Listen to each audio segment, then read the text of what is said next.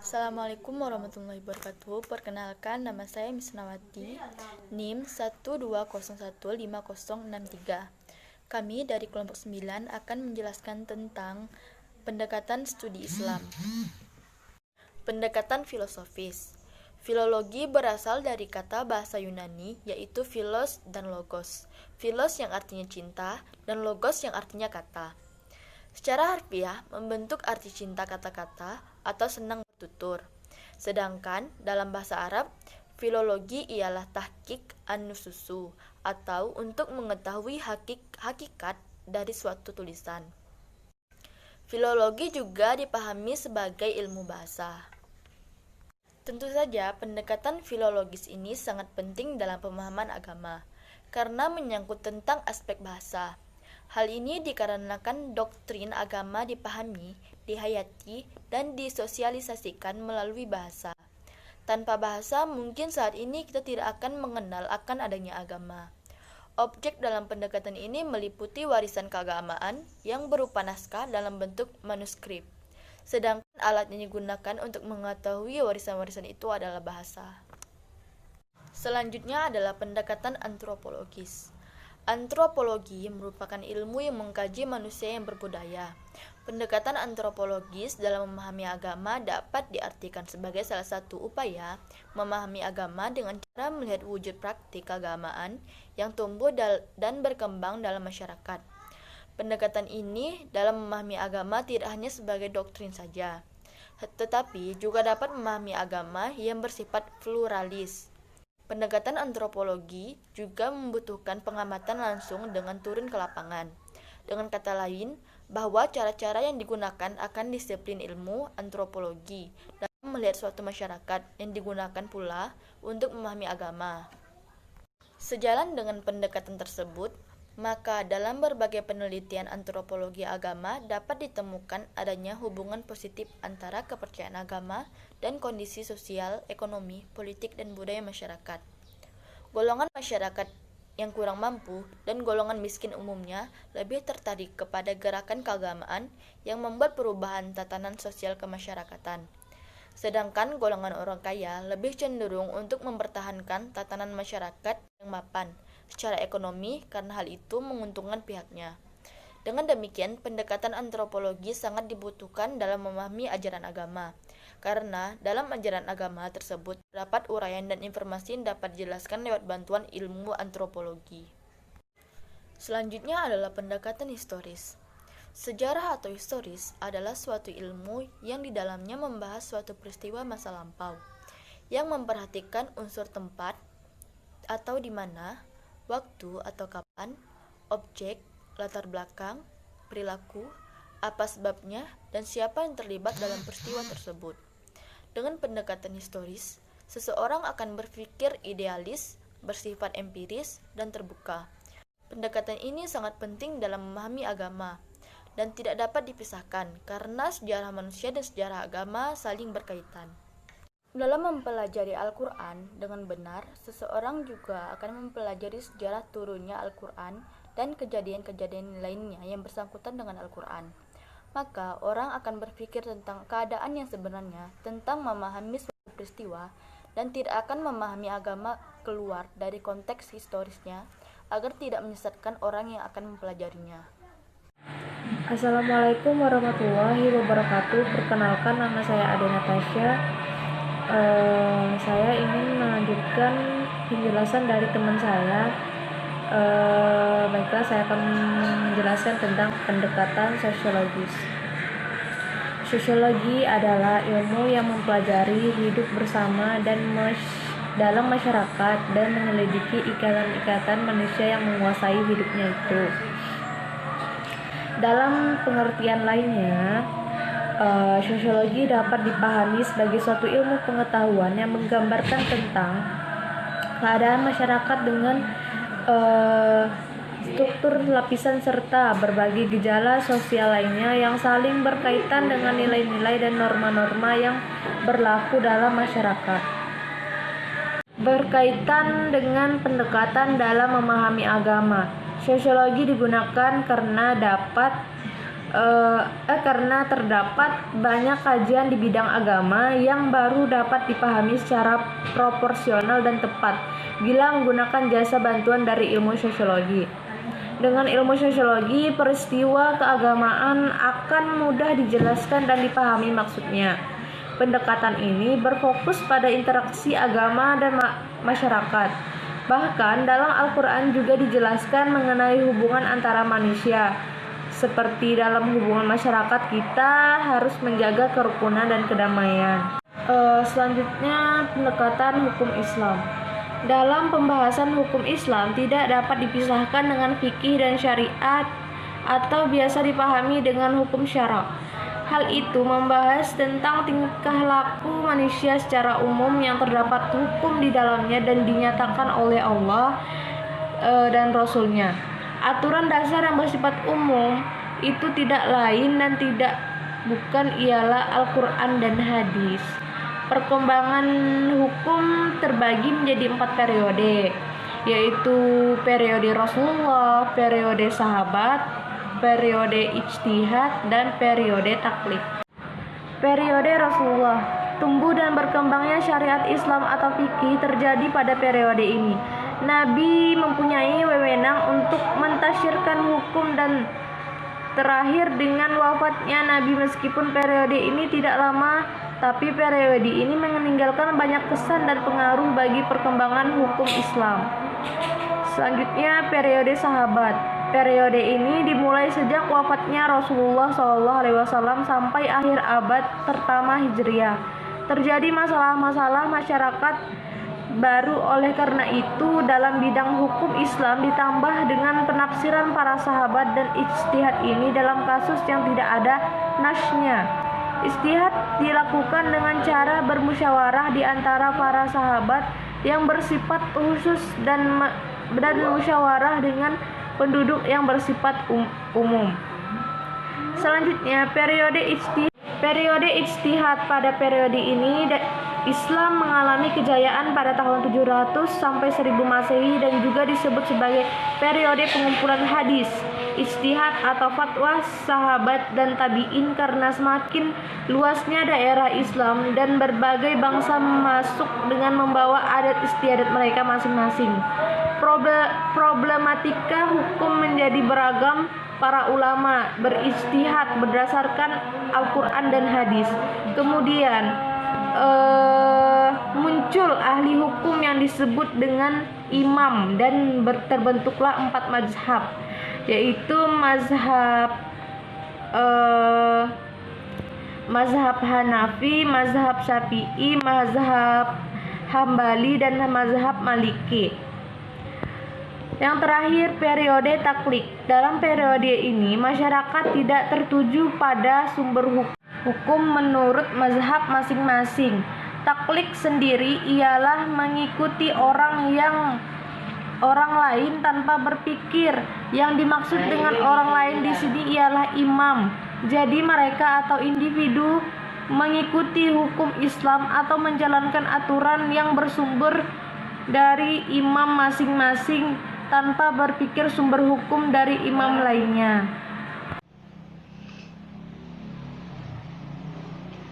Assalamualaikum warahmatullahi wabarakatuh. Perkenalkan, nama saya Koyun Kotimah. Saya dari Prodi Manajemen Bisnis Syariah. Di sini saya akan menjelaskan tentang teologis dan psikologis. Yang pertama, saya akan menjelaskan tentang pendekatan teologis. Maaf sebelumnya Pak, saya sudah meresum di HP 1 untuk penjelasannya agar lebih lancar, tidak terbata-bata. Istilah teologi dalam bahasa Yunani adalah theologia. Istilah yang berasal dari gabungan 2 kata, theo yang artinya Allah dan logos yang artinya logika. Arti dasarnya adalah suatu catatan atau wacana tentang para dewa atau Allah.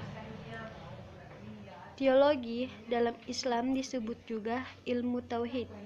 Kata tauhid mengandung arti satu atau esa, dan keesaan dalam pandangan Islam sebagai agama monoteisme merupakan sifat yang terpenting di antara sifat-sifat Tuhan. Selanjutnya, teologi disebut juga ilmu kalam. Kalam adalah kata-kata. Teologi Islam yang diajarkan di Indonesia umumnya adalah teologi dalam bentuk ilmu tauhid.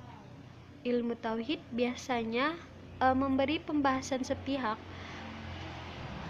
dan tidak mengemukakan pendapat dan paham dari aliran-aliran atau golongan-golongan lain yang ada dalam teologi Islam.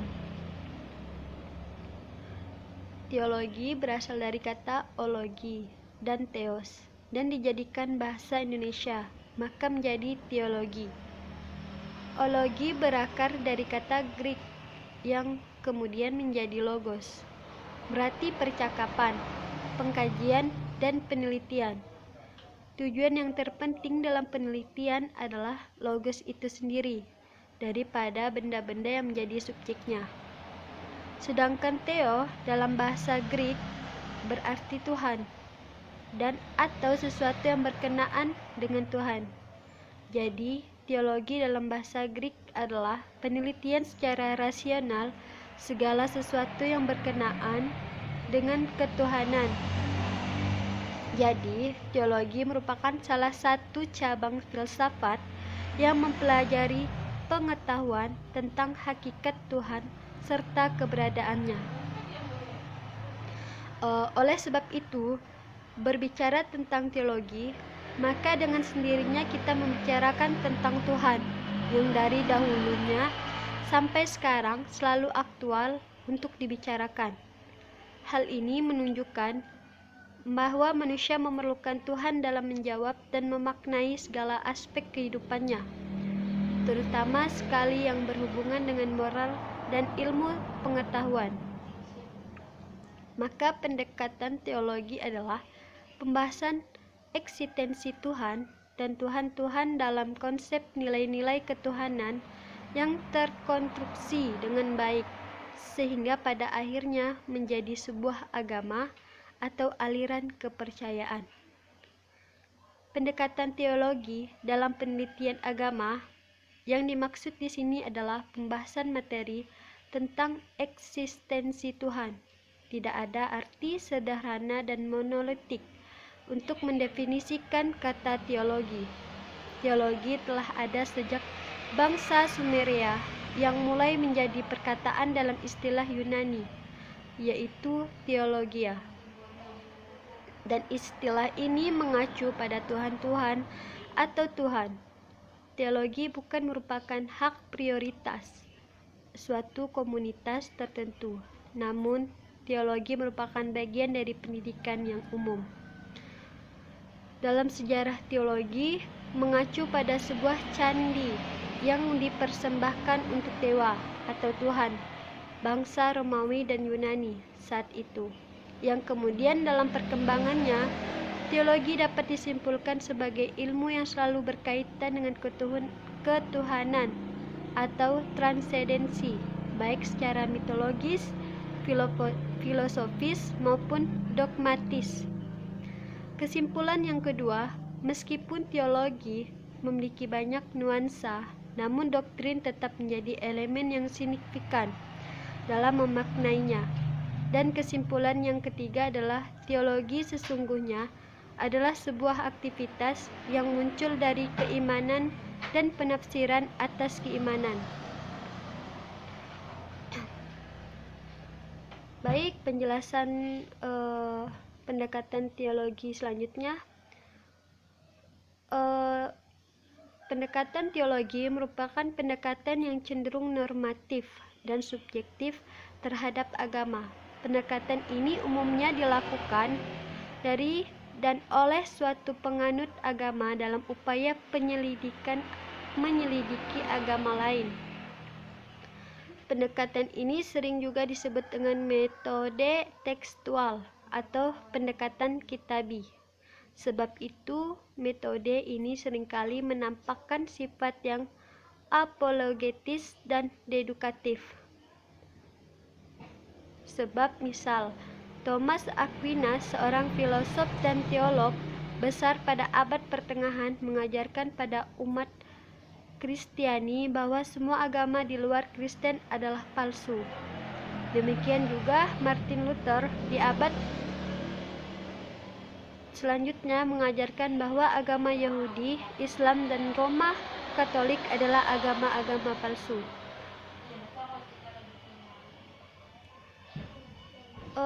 Pendekatan teologi sering disebut juga sebagai perspektif timur.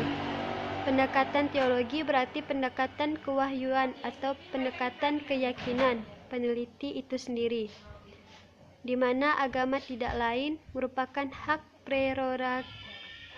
prerogatif Tuhan. Realitas sejati dari agama adalah sebagaimana yang dikatakan oleh masing-masing agama. Pendekatan seperti ini biasanya dilakukan dalam penelitian suatu agama untuk kepentingan agama yang diyakini peneliti tersebut, untuk menambah pembenaran keyakinan terhadap agama yang dipeluknya itu. Selanjutnya, macam-macam pendekatan teologi. Di sini saya menemukan ada 3 macam pendekatan teologi yang kami rangkum, yaitu ada pendekatan teologi normatif, pendekatan teologi dialogis, dan pendekatan teologis konvergensi. Baiklah, saya akan menjelaskan. Yang pertama ada pendekatan teologis normatif. Pendekatan teologis normatif dalam memahami agama ialah upaya memahami agama dengan menggunakan kerangka ilmu ketuhanan yang bertolak dari suatu keyakinan bahwa wujud empirik dari suatu keagamaan dianggap sebagai yang paling benar bila dibandingkan dengan yang lainnya. Yang kedua ada pendekatan teologis dialogis. Pendekatan ini ialah mengkaji agama tertentu dengan mempergunakan perspektif agama lain. Model pendekatan ini banyak digunakan oleh orientalis dalam mengkaji Islam. Selanjutnya ada pendekatan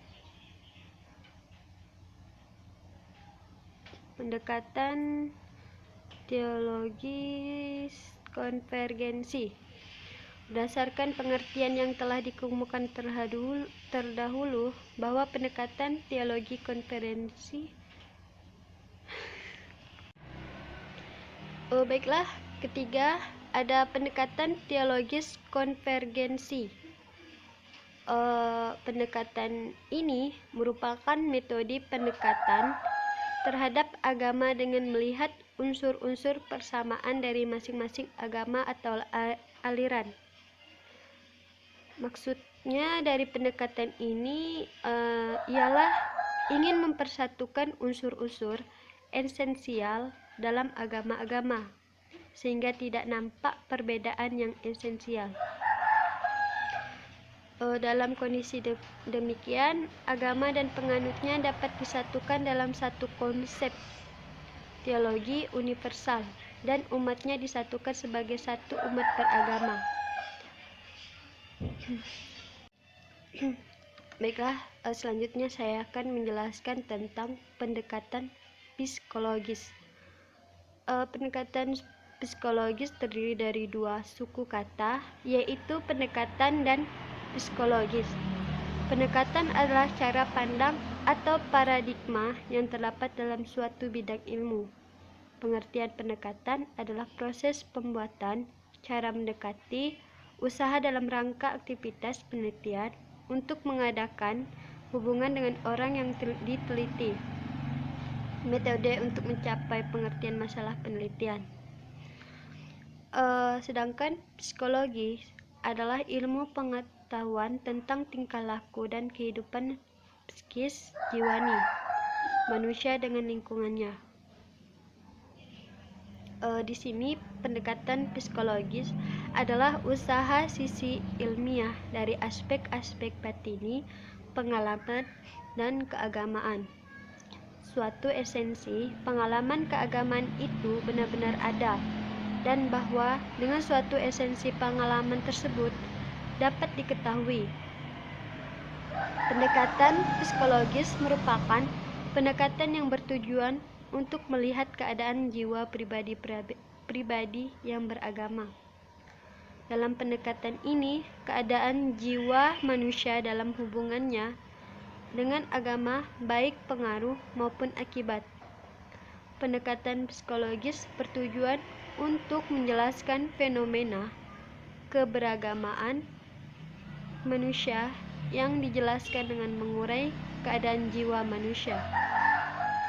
Objek kajian dalam hal ini adalah manusia dalam pengertian tingkah laku manusia yang beragama, yakni gejala-gejala empiris dari keagamaannya.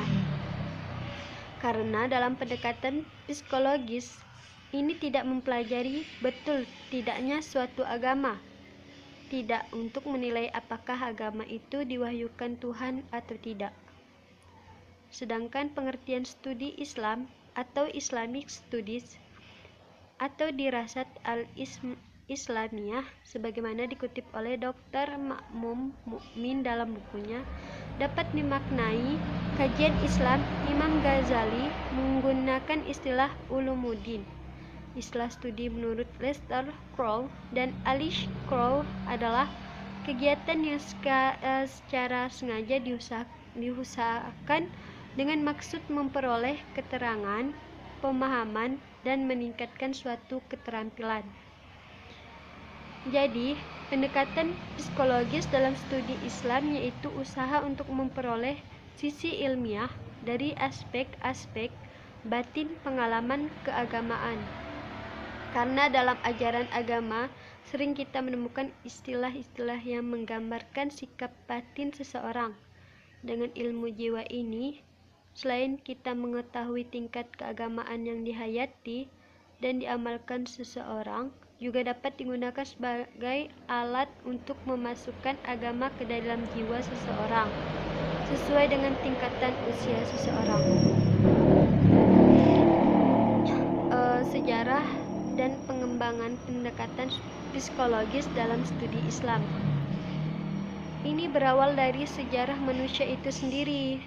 Hanya pada masa itu belum dinamai psikologi, walaupun pada praktiknya telah nampak nilai-nilai psikologis. Psikologi saat itu hanya masuk dalam piranti etika dan filsafat. Pertumpahan darah yang pertama dalam sejarah kehidupan manusia karena dorongan nafsu gadab atau amarah dan kecemburuan yang berlebihan dari gejolak jiwa tak terkendali adalah realita tak terbantahkan dari perilaku psikologis umat manusia yang dapat dipahami dari cerita Qabil dan Habil. Perkembangan psikologi dunia Islam terjadi pada pertengahan abad ke-9 Masehi. Para sarjana Islam melakukan kajian-kajian tentang psikologi yang diilhami oleh ide-ide Al-Quran. Adapun tokoh-tokohnya seperti Al-Hindi, Al-Farabi, Ibnu Sina, Ibnu Maskawih, Al-Razi, kelompok Ikhwani Al-Syafah, Ibnu Tufail, Ibnu Majah, dan Ibnu Rushdi yang mengusungkan aliran psikologis dengan pendekatan falsafi.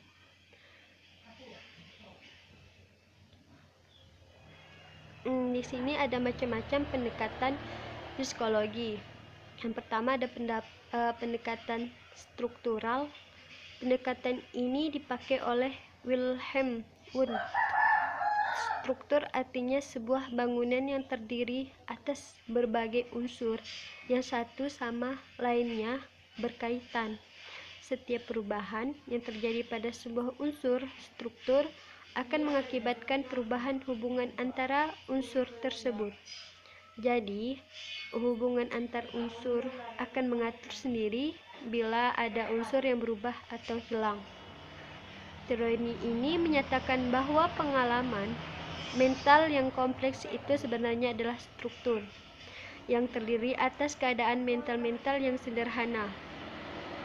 Mereka bekerja atas dasar premis bahwa bidang usaha psikologis itu terutama adalah menyelidiki struktur, kesadaran dan mengembangkan hukum-hukum pembentukannya. Pendekatan struktural dalam studi Islam, khususnya dalam pendekatan psikologi, adalah sebuah upaya untuk memahami Islam sebagai sebuah agama yang merupakan akumulasi dari sekian banyak unsur dan dimensi yang terjadi menjalin satu membentuk konstruksi atau bangunan Islam itu sendiri yang mencerminkan sisi psikologis dalam Islam. Baik, hanya itu yang dapat saya sampaikan. Wabillahi taufiq wal hidayah. Wassalamualaikum warahmatullahi wabarakatuh.